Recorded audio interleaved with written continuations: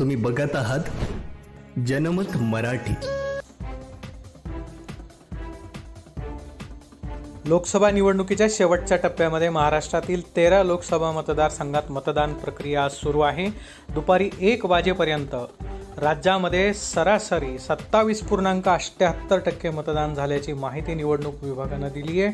नाशिक जिल्ह्यातील कांदा प्रश्नावरून प्रतिष्ठेच्या बनलेल्या दिंडोरी लोकसभा मतदारसंघामध्ये दुपारी 1 वाजेपर्यंत 33.25% मतदान झालं होतं। 2 वेळा खासदार राहिलेल्या हेमंत गोडसे आणि महाविकास आघाडीचे उमेदवार राजाभाऊ वाजे यांच्यामध्ये काटेकी टक्कर अशा पद्धतीची लढत होत असलेल्या नाशिक लोकसभा मतदारसंघात दुपारी 1 वाजेपर्यंत 28.51% मतदान झालंय। सकाळी मतदानाला सुरुवात झाली तेव्हापासून मतदारांचा मतदानासाठी वाढता प्रतिसाद मिळतोय। दुपारी उन्हाच्या प्रहरामध्ये मतदान प्रक्रिया काहीशी संथ झाल्याचं दृश्य आहे, परंतु दुपारनंतर पुन्हा मतदार मोठ्या संख्येनं मतदानाला बाहेर पडतील असा अंदाज प्रशासनाकडून व्यक्त केला जातोय।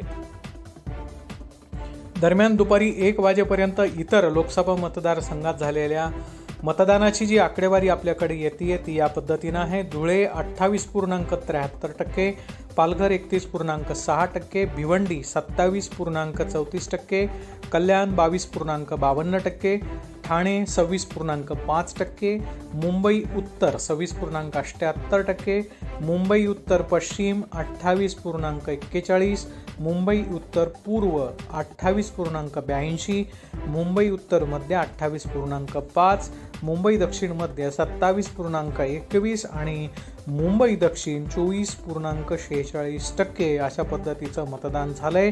4 जूनला पूर्ण देशभराच्या या सगळ्या लोकसभा मतदारसंघाची आणि लोकशाही तत्वावर आधारित असलेल्या जगाच्या पाठीवरच्या सगळ्यात मोठ्या लोकशाहीच्या या उत्सवाची मतमोजणी होणार आहे आणि अंतिम निकाल जे आहेत ते देशाच्या हाती येणार आहेत। ब्युरो रिपोर्ट, जनमत मराठी न्यूज, नाशिक। जबाबदारी न्याय हक्काची।